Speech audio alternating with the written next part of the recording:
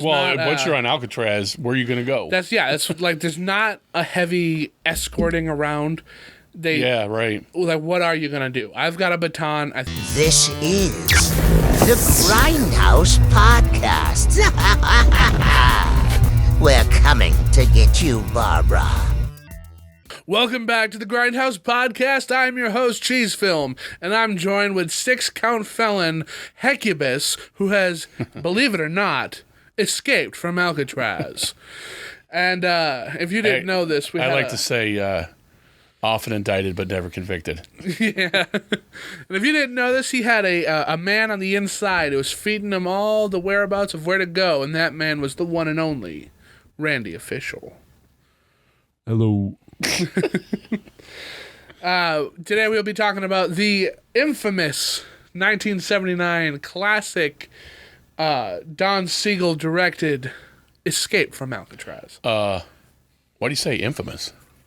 Because it is pretty iconic. This is the Escape from Prison movie, basically.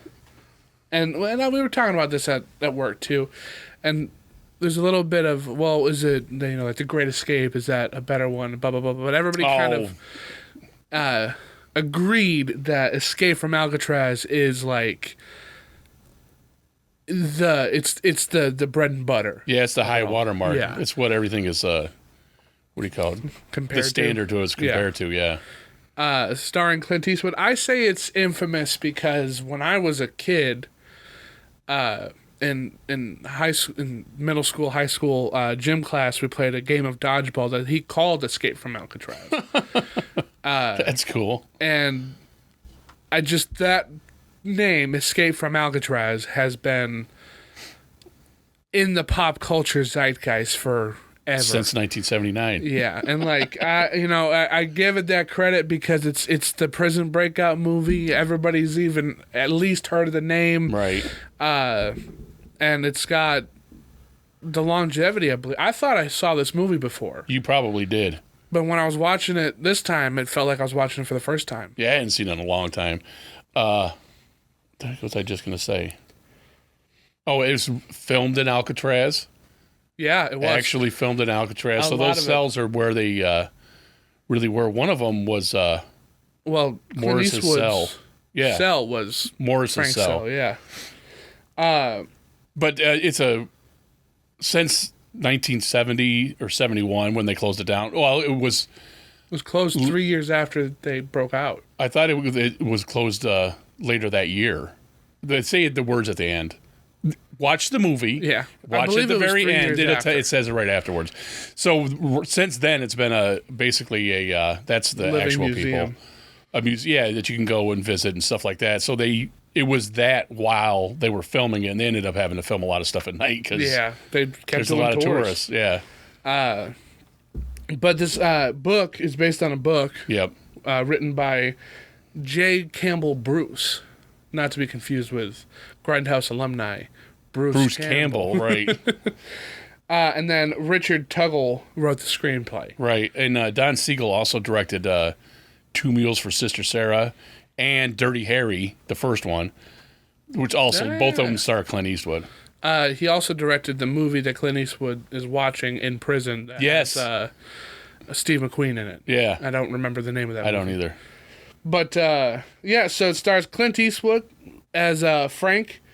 I got Patrick McGoohan as the warden. Yeah, he's pretty cool. He's a good warden. He is a good warden. Larry Hankin as Charles Butts. He was... you see him in a lot of stuff, too. So I see him in a lot of Adam Sandler stuff. Yeah. But I thought he was the guy from Whose Line Is It Anyway? No, it's not that guy. I know who you're talking about. Alike. I can't think of his name, but I know who you're talking about. And Fred Ward. And Fred Ward is John Angelin Anglin, and Jack Tribu is Clarence Anglin, the brothers. Yeah, and he just had up Clint Eastwood and Butts there. Yeah. And there's the Anglin brothers. Yeah. This is Fred Ward's first movie. Here's a thing I read too. Clint Eastwood and those two guys were cast because of their athletic ability. Because they really do climb down the wall. All the stuff at the end, none of that stuff is stuntmen. It's all those guys. Clint Eastwood doing that too? Yeah, he's 'Cause, only 38 in this. He's the only one who falls. No, He falls, yeah. And I was like, that's either a really, really good stunt double or he fell. No, that was him. And he's like 5 years older than the actual guy was Oh, wow. when he escaped from Alcatraz. Now, this movie was based on a true story Yeah. of a real guy. There's the real guys. And their accomplices who are able to break out of you can't break It out was of this unbreakable, yeah. I think it said there were 36 attempts, or 36 people tried to escape in 14 attempts, and they all got captured or died. Yeah, well, Every so, single one of them. If you don't know, Alcatraz is on the West Coast, It's in San Francisco Bay, and which they right next show to it. Angel Island. Yeah. Angel 'Cause Island, that's where they go. The other one is... What's the East Coast island? I think it's San Francisco. No, Ellis Island. Ellis Island. So Angel Island and Ellis Island the are East Coast the one. ports of immigration for your boats coming from the east and west. Next to the port of immigration on the West Coast is Alcatraz Island, which is it's just a prison on rocks in the middle of this cold, cold water. And they call it the Rock. It's it. It's why it was so unbreakable. You can't escape it. Yeah. Because everybody who's tried and even got into the water, the water's too cold. The you water's feel like too you're cold, you'll freeze. drowning and you die. It's too far to swim because with the water being that cold. Mm-hmm. It's only a mile swim, but they say it feels like 10. Right. Like He said that guy is pretty cool. Yeah, I like him. I like him a lot. Yeah.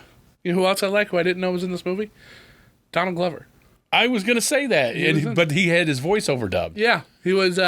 The first inmate that talks to book? Frank. Yeah. I was looking at him, I was like, no, that's got to be somebody else. It Because was it didn't him. sound like him. No. And when I was doing some research on this, it was him. Yeah. I was like, oh, why did I take his voice out? But I don't know. Who knows? Yeah, so Alcatraz was the most infamous prison. Al Capone went there. It's basically the where they put all the bad eggs. Yes. The warden says it too. If you're not good in society, the warden, by the way, is a fictionalized version of Two Guys. Okay. And they mentioned the second guy, the Bartlett or whatever his name is. That was the guy who was the warden during the escape. Anyway, and he says, if you're not good in society, you go to prison. If you're not good in prison, you come here. Yeah. And because it's unescapable, they count more often. There's more guards.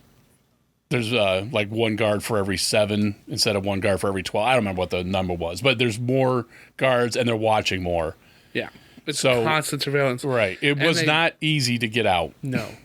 And like I was talking to the guys at work, I'm like, this movie has you kind of rooting for Clint Eastwood. I was just thinking get that out too. of Like when I was watching it last night, they're bad guys. They're bad guys. They're not murderers, but they're bad guys. Like you don't go to Alcatraz because you did a misdemeanor. For checks. Yeah. You go to Alcatraz because it's that or death. Yeah. Like it's Right. it's the last end. The one guy, I mean, he got thrown in there because of racism, but the librarian character, Well, he killed 2 people. in self-defense, He killed 2 people in self-defense. We're talking about the librarian guy, who's very cool. yeah, And it was he in got Mississippi. 2 99 sentences back to back because he's black, but he did Right. kill 2 guys. And I 2 was white guys. brought up too that like in the 70s, your main character didn't have to be a good guy. Oh yeah, definitely. He could he could be be Travis mean. Bickle. He could be a jerk. He could be Dirty Harry. Dirty Harry. You know, Yeah. like why do they call him Dirty Harry?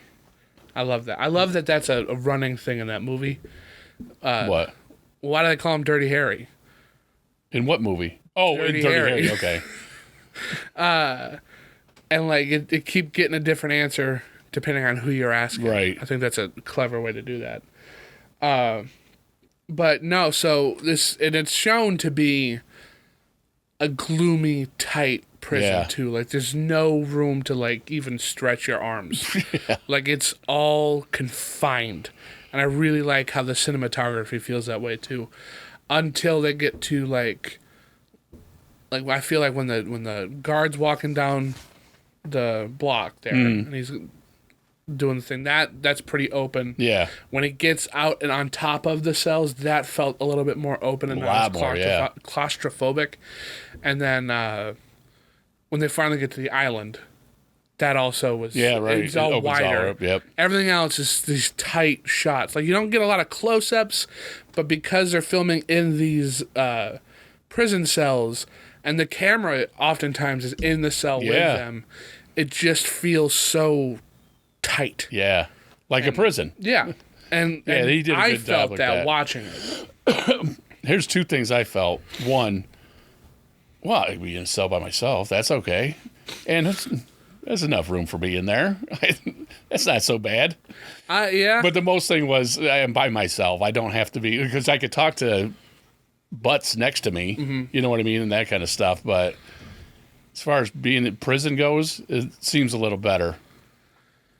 Yeah. I wouldn't know. I haven't been to prison, but I do think that I might prefer to be bunked with somebody. Not me, because who would you get bunked with? And I don't want to get R-worded every night. Do you know what I mean? Yeah. I'd rather just be by myself. I don't have to be in the room while he's taking a dump.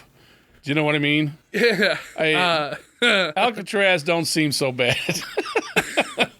I don't remember what part this was, but it was the shower part, and Courtney was like, "Oh, they didn't have any problem showing off all these butts." I was like, "Well, butts aren't really considered nudity in this kind of aspect." And he's like, "Yeah, but everybody's just so comfortable with each other." And I said, "Well, yeah, but they also, well, here's crap the thing. in front of each other too." Like, let me tell you something about back in the day, because like you guys didn't even. I don't think your older siblings had to either. Like when I was in junior high, the very first, you had to go take a shower after gym class, and everybody had to do it. And that's the kind of what happened. It's not as odd to. I wouldn't want to do it, but I've done it. To our generation and older, that they're all taking a shower all together. Same with like in the military and stuff. Whereas after that, like you didn't even have to take a shower after gym class, whereas we did. Or you don't get as good a grade and all that kind of crap. But and that's kind of odd, because I remember being in high school and we didn't have to take showers after gym class, but they had showers in there and just in the bathroom. And like, it was just an exposed shower. So like, if anybody wanted to, they're still just taking a shower in front of everybody. And because we weren't exposed to that, nobody dared take a shower after Well, work. you're not exposed to that until you're older anyways, because like you're elementary school kids, you go, it's recess. That's what gym class is. Yeah. You don't have to change your clothes or nothing. Now you got to get into shorts. Sometimes you got to wear a jock strap, or you don't get a good grade, although I was never checked or anything. Yeah. You know what I mean? It's not, I don't know how they were going to grade that.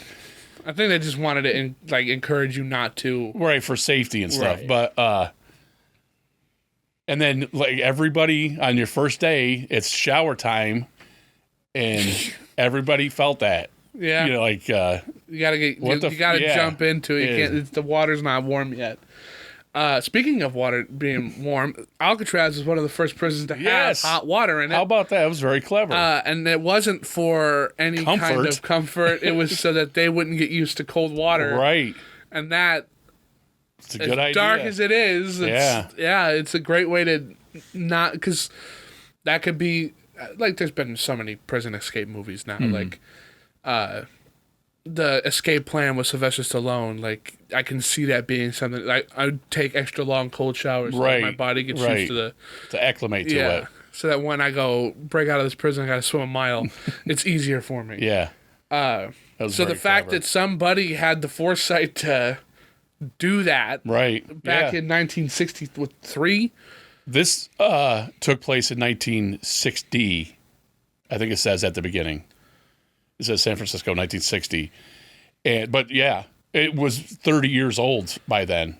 And that, that's another thing. Like, it was already lived in. By the time we get to it, we're at the end stage of it. When it's cool that they show that too, because you've got the seawater kind of making the concrete crumble. You've got roaches everywhere. Yeah, this has a ton of exposition dumps that are perfect. All exposition dumps. Right, like the librarian guy was talking about the bars and how each bar has 6 bars inside of it, and each one of those bars is separated by more steel, so you're not cutting through the bars. Right.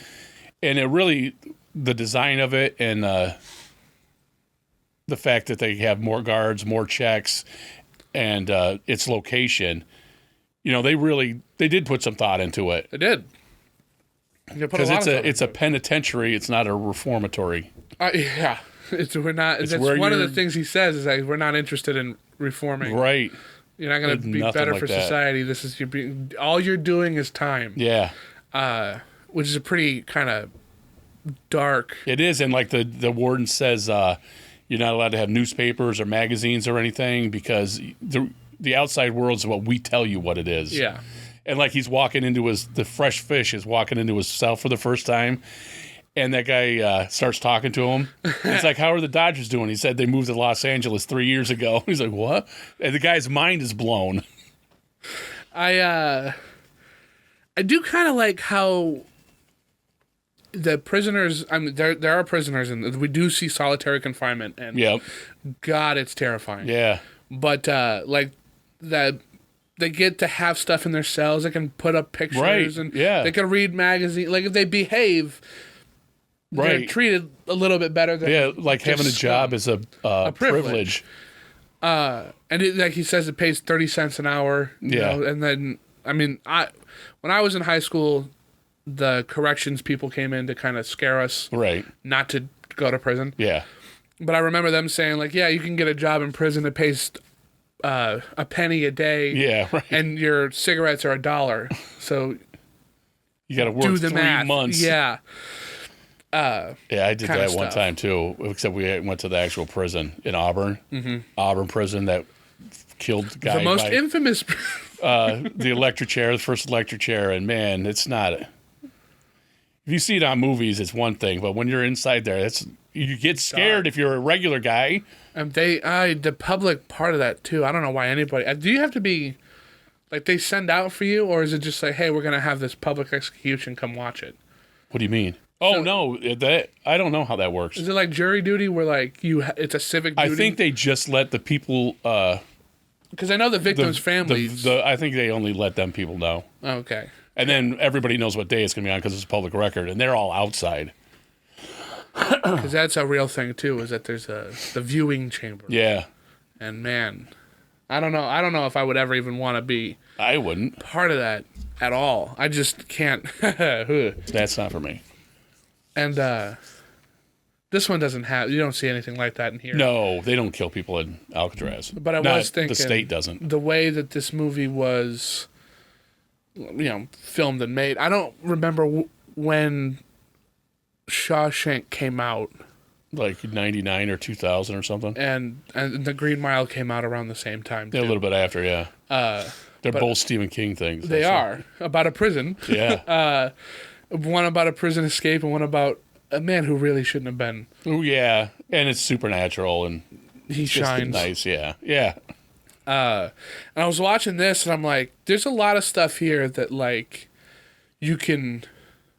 it's either just a prison movie trope or whoever made these two movies watched a whole bunch of different prison movies and took certain things from that too. I bet it's a trope. Just, because, like, it's nothing spectacular about watching the prison guards' polished shoes walk by the dingy, dusty bars and stuff like that. Like, that's nothing special, but, like, I've seen it enough times now to where it's like... A thing. But is this the first time we've seen it? Is this or is that? You know what I mean? Kind of thing like that.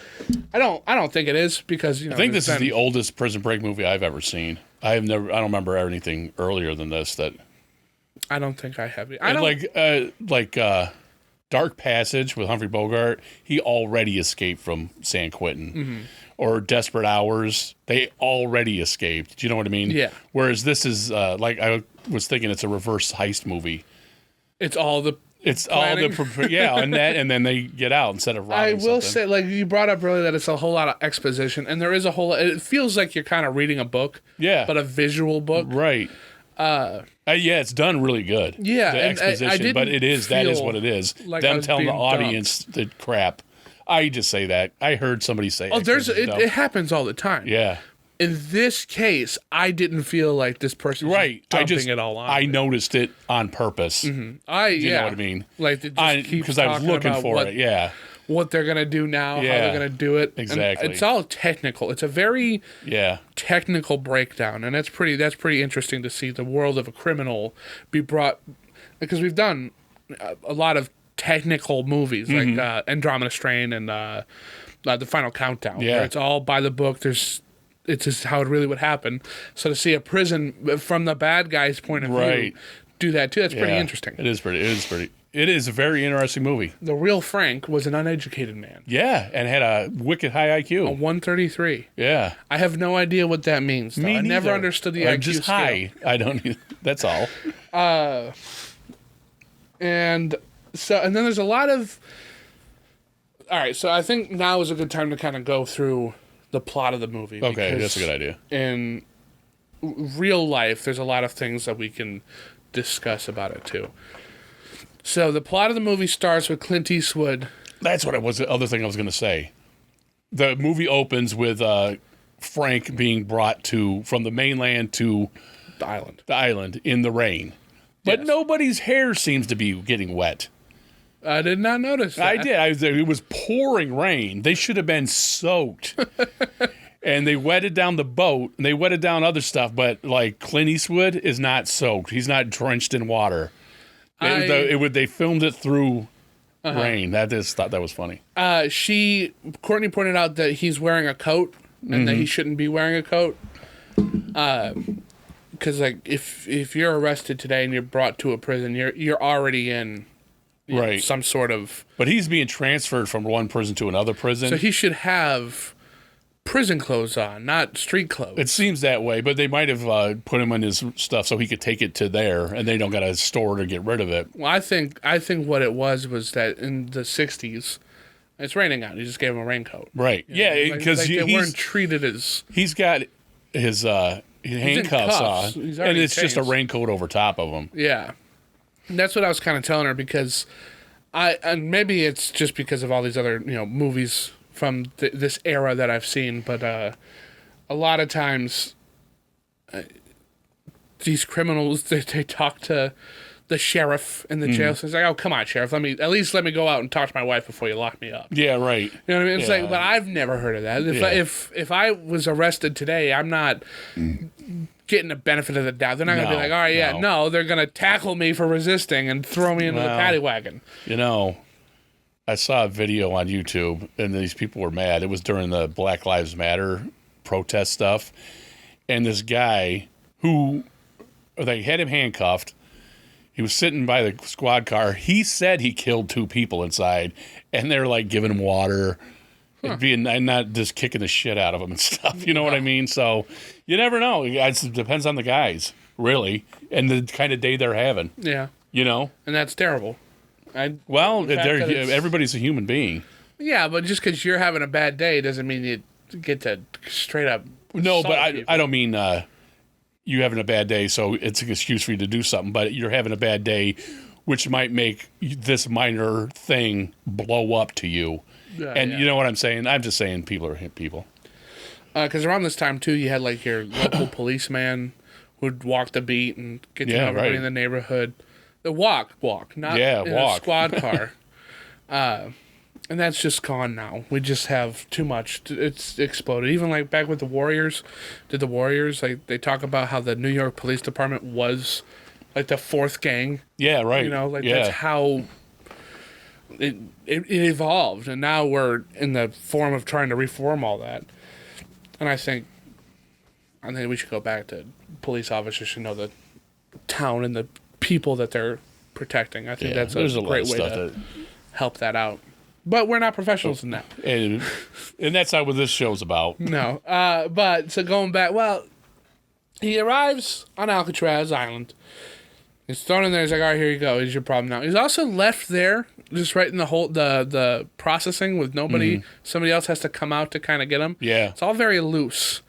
You know, like there's not... Well, once you're on Alcatraz, where are you going to go? That's like there's not a heavy escorting around. Yeah, right. Like, what are you going to do? I've got a baton. I think they got a pistol. You're in doubt they have a handcuffs, and pistol. if you run, where are you going? Right. You're going to run around the island? It does feel very, like, trapped the second the boat hits the dock. And that's pretty powerful for this movie to do straight off the bat. Yeah. But he's a quiet guy. He doesn't really talk much. Right. Yeah, he's introduced to the warden and a couple people he'll be locked up with. Yeah. And I don't remember his name, but he's got a pet mouse. Yeah. He goes by Litmus. Because when it's cold, his face turns blue. When it's hot, his face turns red. He calls himself Litmus. And then he introduces himself to Butts as Al Capone. Butts is kind of like, what's up with you, blah, blah, being tough with him. He's like, Al Capone. Yeah. Oh, okay. Yeah, and I didn't... and I think that's kind of a fun little thing to do. Because he didn't... Obviously, Butts didn't know what Al Capone looked like. Right. Because he says, like, after he leaves, like, I didn't know I'd meet Al Capone here. And Clint Eastwood's like, yeah, neither did I. I think that's fun. I think this movie's got a lot of fun, lightheartedness in it. It does, for being a prison Alcatraz. As it's going to be. But his two buddies from another prison show up, too. The brothers. And they're straight up like, well, how are we going to get out of here? Yeah. And he's like, all right, well, I guess that's what we're going to do. It feels like it was just a spur-of-the-moment kind of thing. Where he's just like, all right, this is how we're going to do it. We're going to figure it out. Right. And it makes it, because it's a movie, it seems like he was only there a month or so. You know what I mean? But how long was he there? I don't remember. I didn't see anything that said how long he was actually in Alcatraz. Hey, Randy, can you see if you can find that? And what's his name's Frank? What's his last name? I wanted to say Booth. It ain't Booth. Morris. Frank Morris. Frank Morris. How long was Frank Morris in Alcatraz? And a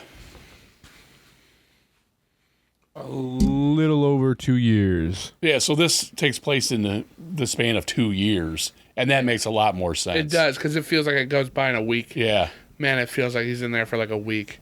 But that also kind of makes sense, because his cell, you can see it progress and change and evolve with his time there. Right. And he gets more junk, stuff like that in his stuff. And like, how long would it take to get an accordion in Alcatraz? To be trusted with an accordion, too. Right, and all that. He's got it. But it's not called Frank's Time in Alcatraz. Right, it's called Escape. And it focuses on the escape things. I mean, like, the movie is almost 2 hours long. Yeah, it is 47 or something. Yeah, and the escape part is the end 20 minutes. Yeah, right. So you got an hour and a half of just getting to know this character, which is why you're rooting for him to succeed. And I think one crucial moment changes how you view him, the warden. Yeah, the warden and Frank. Yeah. And I think it's doubled down again right before they escape. So during this movie, Frank's introduced to the librarian, and he's introduced to a painter character named Doc, who is painting a self-portrait in the yard of himself, and he's got a little flower. And he a chrysanthemum. Specifically chrysanthemum. Right, that he also plants. But it's a damn good painting. He's a good painter. Doc was a good painter. And he's asked him about the flower, and it's the one thing you can't lock away. It's the one little bit of hope. And if you notice, one of the paintings he has in there is a bird outside of bars. Mm-hmm. It's stuff like that. I'm sure all that kind of stuff. That's probably really a Frank or a Doc painting, but they paint stuff like that, freedom and you know, not. Like I might be here, but my soul is out there. Yeah. So the warden goes doing a check. Right. And he finds the dog's paintings.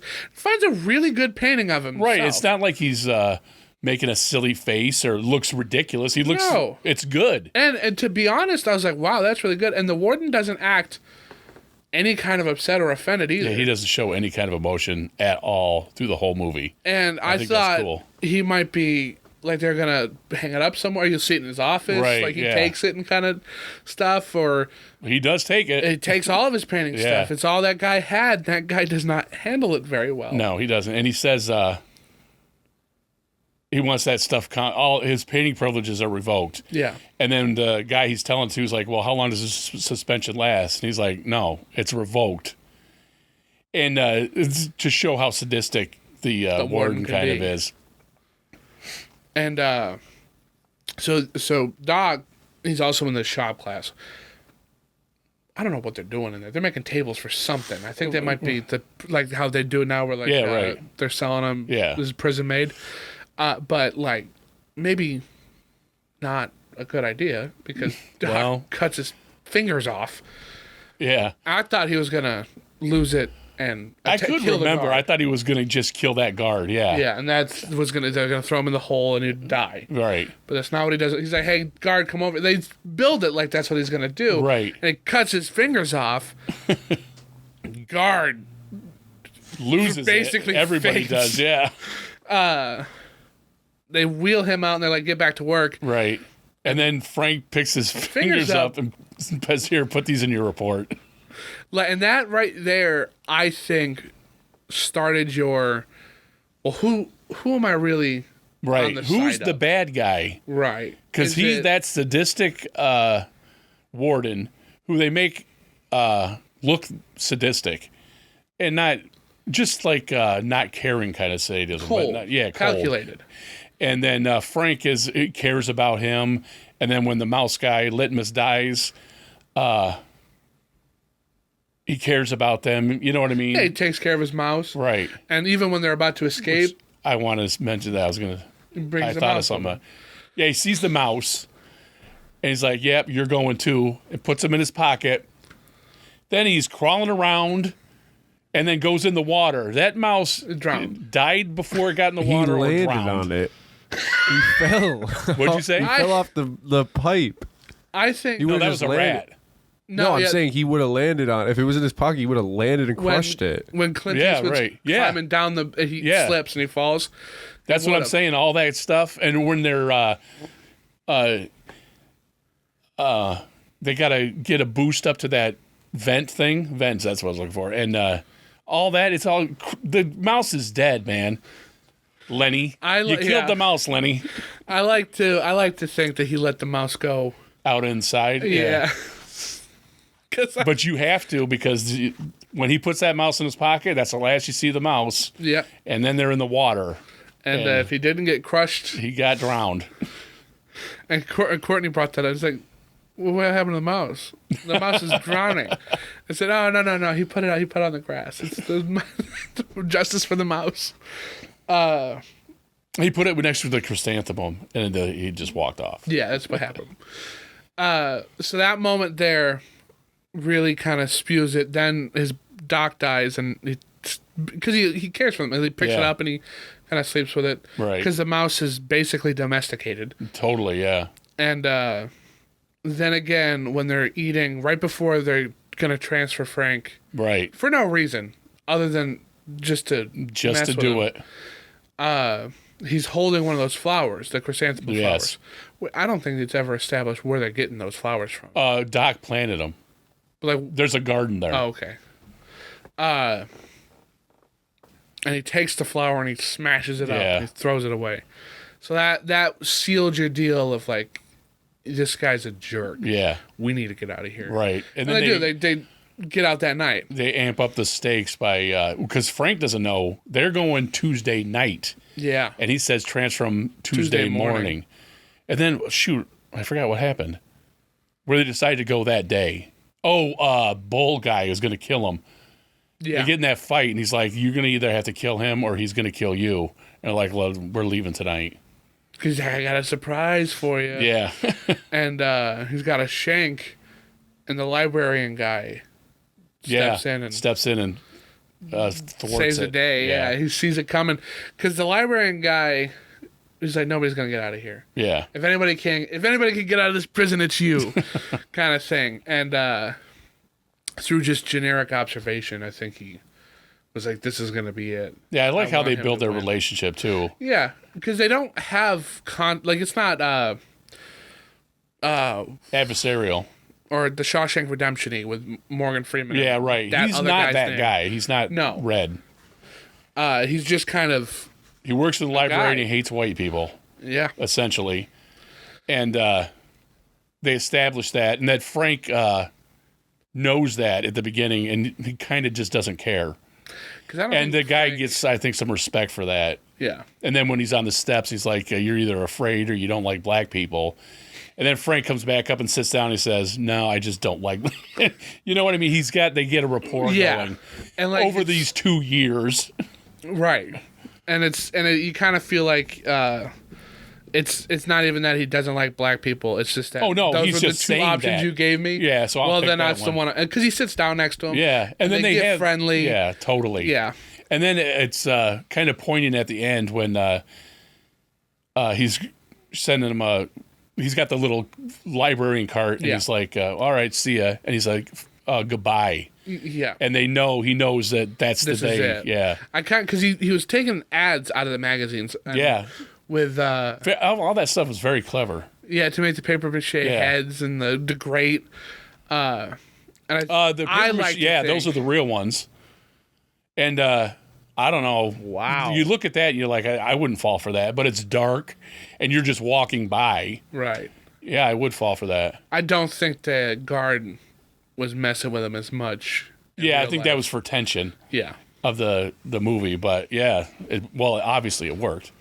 That is insane that they was able to do that really. too, man. And it's so clever how they did it. Mm-hmm. Because you chipped away at the little vent. It's a little vent. It is, yeah. They had to make the hole bigger. And then they paper mached using ads and I don't know what plastery kind of stuff they got their hands I think on. he was making plaster Out of the concrete? out of the concrete. Wow. Yeah. Because then they just And then he's like, painted it. we'll make rafts and life jackets out of raincoats. I saw how to do it in Popular Mechanics. It wasn't in prison. You know what I mean? He read that, remembered how to do it, and made those rafts right there. Are those the real rafts? I think they're the real ones. I can't tell if they're... That's kind of far away from us. But when I was getting it, I didn't care. Well, because they look just like little logs that would just keep you up. That's all it is. So they, and that's how they break out. But then going on to Butts, the tragedy of Butts, because that sucks. It does, and his grate kept falling out, so he said, put some contact cement there, and he put too much. He put too much, and his mom dies while he's in prison. Yeah. Couldn't. Oh man, it's really heartbreaking too when you see him panicking to try to. Yeah. What am I gonna do? Because he doesn't want to get caught. Right. He can't. He get can't. Caught, yeah.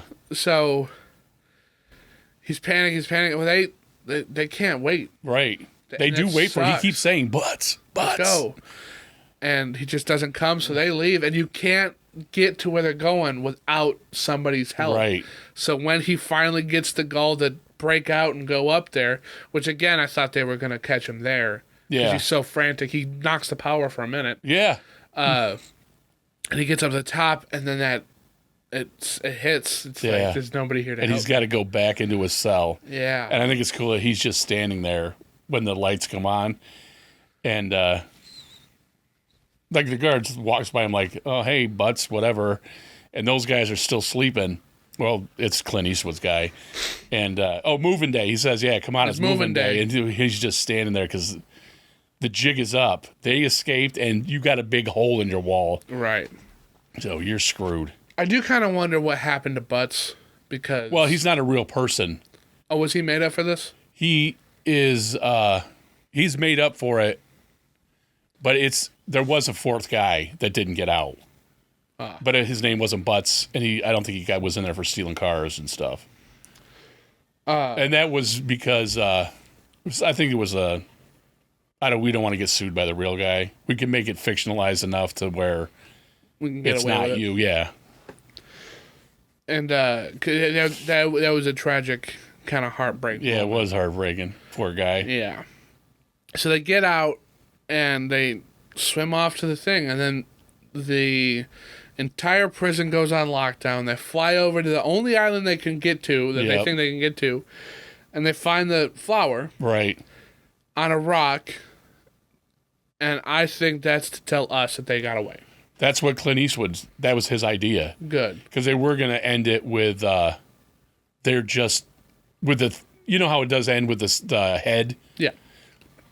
That was the ending. And Clint Eastwood was like, we got to make it more ambiguous that did they get out? Did they not? Did they drown? Mm-hmm. And Because they keep saying they must have drowned. They must have drowned. There's no evidence even of them then, here. because there's chrysanthemums don't grow on that island. On that island. And he's like, they drowned. Because he's got to. That's got to be that thing, or he's in big trouble. Because they had a 9-hour head start. 9-hour head start, yeah. So it's based on a true story, and that's kind of up in the air. Did they get out? Did they not get out? To this Nobody day, knows. Yeah, nobody knows. There's speculation. In 2016, PBS has this show called Secret of the Dead, and a couple Dutch scientists went out to recreate that swim. Uh-huh. They did everything as if it was them, to go to Horseshoe Bay, which was the most plausible way to do it. Right. And they set out, they tried to do the swim, and they failed. They couldn't do it. But that's in 2016. That's in 2016, and that's several people. I don't know how many. Was it 3 guys? There were... 3 Dutch scientists. 3 Dutch scientists that are going to get on a boat and be warm, not get shot, be in the hole for the rest of their life. You know what I mean? That desperation, it was a pretty big fuel source. Yeah. Whereas those Dutch guys I'm dead did not or have it. this is it. This is it. I either die here it's or I life die in or there. death. Yeah. And then in 2018, a CBS News affiliate, and this particular thing I didn't want to write down because I didn't want to get it wrong. This is coming off of IMDb's trivia page. Okay. So, in 2018, a CBS News affiliate obtained a copy of a letter purporting to be a terminally ill Joe Anglin. Yeah. He's asking San Francisco Police Department for a deal offer because he needs end-of-life care. And he said, I'll turn myself in. You just help me out. Right. Do this, right? I wonder if it was him. The 2013 letter came from his brother Clarence, who had died in 2008. No, claimed that his brother Clarence died in 2008 and that Morris died in 2005. The letter was handwritten, and the FBI checked its authenticity. Right. But they all kept this quiet. Yeah, they do that. And this was quiet for years while they were investigating. And apparently the San Francisco Police Department didn't ever reply to this letter and feel that it was just a hoax. Right. You know, this person needs help. Well, it's claiming. better for the state if they died swimming out of there. Right. You know what I mean? That's kind of funny, too, because San Francisco is where the Zodiac was active, sending letters to the San Francisco, the newspaper. And I was going to mention that there was a show on the History Channel where they had this supercomputer decoding his most mysterious message that's supposed to have his identity in it. And the show went on. The show was like, I don't know how many episodes, but each one they were talk about the Zodiac and blah, blah, blah, all this stuff, what's going on. And they're trying to looking for him too while the computer is doing its work. The computer gets done doing its work. The FBI says your show's over. And that was the last episode. And nobody knows what they didn't give out the results. Well, it's because he became the governor of Texas. Actually, if you watch the movie Zodiac, which is really good, with Fincher does it. Yeah, with and he goes, I read Ruffalo. the book, and I'm like, yeah, it's this guy. And it's about a political cartoonist who gets caught up in searching for the Zodiac with Jake Gyllenhaal. He plays him. And he's like, look, at this point, all I want to do is look at his face. And the very end of the movie, he just goes up to the guy he thinks it is, stares at him. The guy's like, can I help you? And then walks out. That's all he needed was to look in the guy's face. That's hilarious. Yeah. But San Francisco is a pretty notorious crime place, I guess. But in 2015, the History Channel, they were researching the story of the escape for a documentary and came across a 1975 colored photograph taken in Brazil of two men who the broadcaster alleged to be the England brothers. Right. The FBI investigated into the escape, was finally closed in 1979, which I think is when this movie came out. And the FBI investigation into the 2013 letter was inconclusive.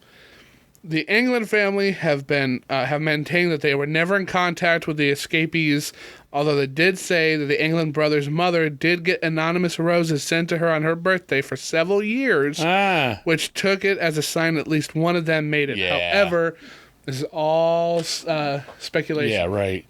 But man, it's funny they escaped to Brazil where all the Nazis went. Have you heard of the people who I think they like immigrated, who are native to Argentina or who immigrated from here? Oh no, it was Brazil too. And they did a 23andMe. And they've only ever lived in Argentina. Yes. And they live here, and they did this thing, and all of their relatives are German. Yeah. Everything, nothing is traced back there. Everything's over here, and you're just like, man, what a bummer. Yeah. Kind of reminds me of I forget who it was, but it was I think it might have been a NBC or a CNN, one of those news anchors, and he's got this book of famous people whose relatives owned slaves. Oh, that there was a show, yeah. But go ahead. And Larry David is on it. And he's like, no, I don't think they did. And he shows him his great grandfather who did. Wow. And he's like, oh no, you did it, didn't you? And they're like, you want to know what happened to him? And they killed him. And he's like, oh, they deserved it. And he's like, yeah, he deserved it. Like, he would do it again. And how I might find that clip and put it in the podcast. I think it was on NBC, but it was a show that they kept doing that with famous people, and like that. But I don't know. I was going to tell a joke, but it really isn't appropriate for this show. I mean, it's not appropriate for the Smithsonian anymore either. But so that's Escape from Alcatraz. Yeah, it's very good. It's a good movie. Very, very good. Especially if you like Clint Eastwood. Oh, man. I love Clint Eastwood. I think he's great. I think he's awesome. I think he, in his newer stuff, really likes the way that, like, Ash looks, because they're all real ashy-looking movies. Oh, the color, yeah. Like, from Gran Torino on, they're just like, starchy white. Well, I don't think that Juror number 4 or whatever it was. No, called. that one was pretty good. Yeah, it was pretty like natural Cry looking. Macho and the Mule. The Mule especially looked real. I didn't watch it, but everything I've seen on it, looked washed out like that or something. I mean, he might just try to be matching his own skin color. The man's like 99. Yeah, he's old. He's real old.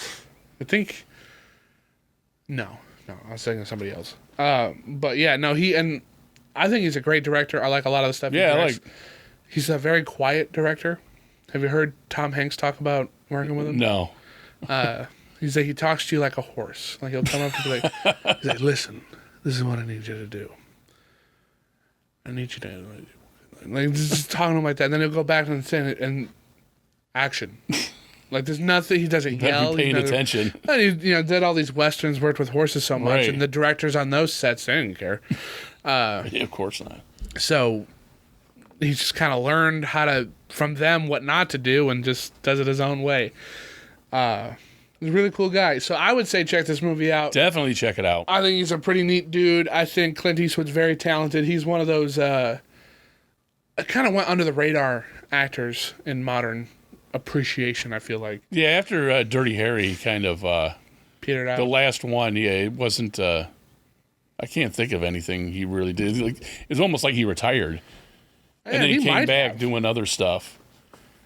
Like After- in the name of, or in the line of fire, I think might be one. No, it's not the first. He did a lot of military movies after, Yeah, too. but like that's a good one too. But it was really no acting stuff after that.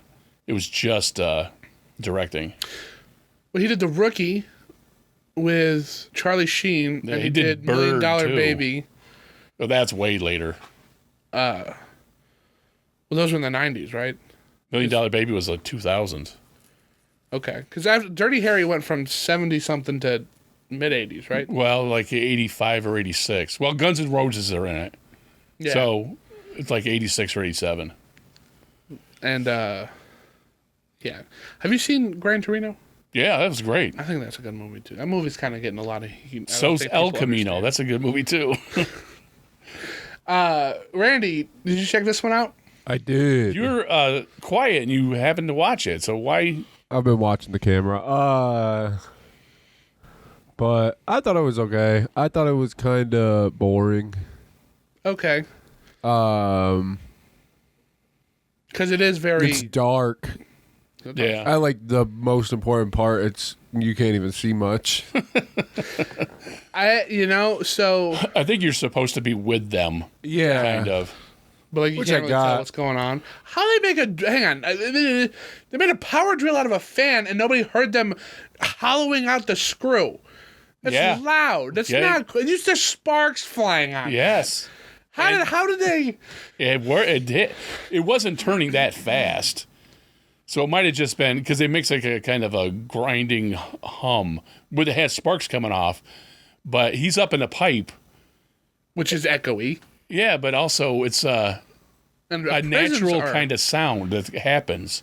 And they did it. It worked. That's another thing too, man. It's like all these things. I'm like, well, how did they do that? Well, how did they do that? Like welding two pieces of metal together. yeah. Yeah. Very cool. It's a good movie. Check it out.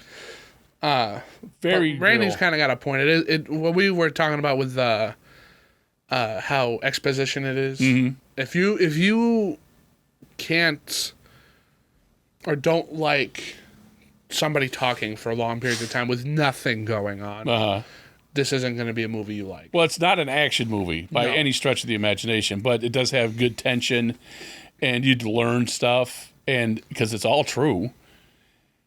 Yeah, I didn't know it was true. Yeah, it's To be true. honest, so that does make And it it's the cooler. reason Alcatraz is a tourist location and not a prison anymore.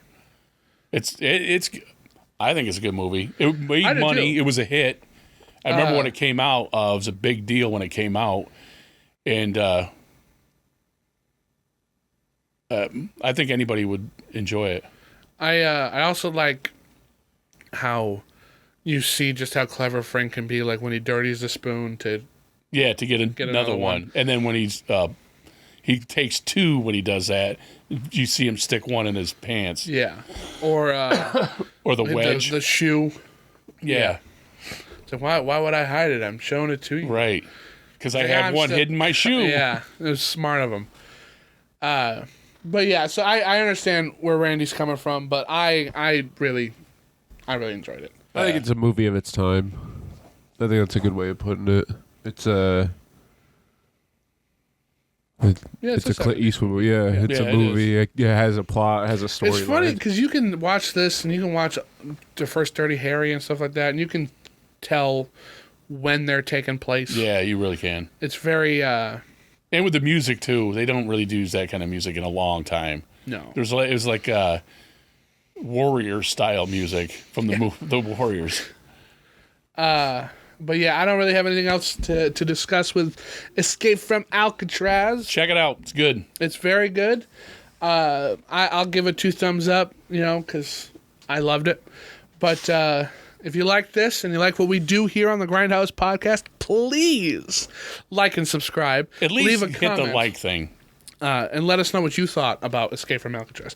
Also, let us know what your favorite prison movie is or Clint Eastwood movie is. We want to know. We want you to join in the conversation. We do have a Patreon. It has 3 tiers now. A free tier that you could just join the community. Just hop on in. $1, $1. It's a tip. It was just appreciating the podcast. And then a $5 subscription gives you exclusive content. My fiance and I just did 2 episodes talking about 2 different movies that You are know what? exclusive on there. I was driving, and I thought of one I'm going to do. Oh, yeah? Yep. And I'll just give it to you. You got to put it up there. You'll know everything then. Well, so because we're doing different I'll things do it on the this week. Patreon. I got to work tomorrow, but because that's when I was going to do it, so it probably won't be till next week. Mm-hmm. And then I'll give it to you. I think it's pretty funny. So the one Clever. we did, we got a couple different subsections on the Patreon. This one was Water Cooler Weekend. So we just talk about movies we watched over the weekend. That's all it is. Cool. It's very similar to this, but it's just what we happen to watch. What we watched over this weekend were Bone Tomahawk. Oh, I got to watch that. Oh, you gotta! I think you'd love it. I will. I think Randy should watch it too, because the ending makes the whole thing just worth it. It's a great road movie, and then the ending is intense. And then we watched Happy Gilmore 2. And that's all right. So if you want to know what Courtney and I thought about Happy Gilmore 2, check that out. It's an exclusive Patreon only webisode. But there will be more to come. Things like, I call it Binge It, where we're talking about TV shows. We got the Criterion Corner, where we'll discuss the movies in my Criterion collection. Nice. Around the World of Cinema, where we'll take a look at different movies around the world. I want to do the World Cinema Project box set that Criterion has, because those are curated by Martin Scorsese. Oh. And I think those would be wonderful to check out. And so much more. So check it out. Like us. We're on Facebook, Instagram, TikTok, YouTube, MySpace, everywhere. Spotify, Apple, iHeartRadio. If you listen to any kind of podcast at all, we are there. We're here in this studio, but we're there in your home, too. And in your head. And we are those voices. Tell your psychiatrist it was us all along. But I have been Cheese Film. And I am Hecubus. Radio Visual. And we are the Grindhouse Podcast. Cheese Film out.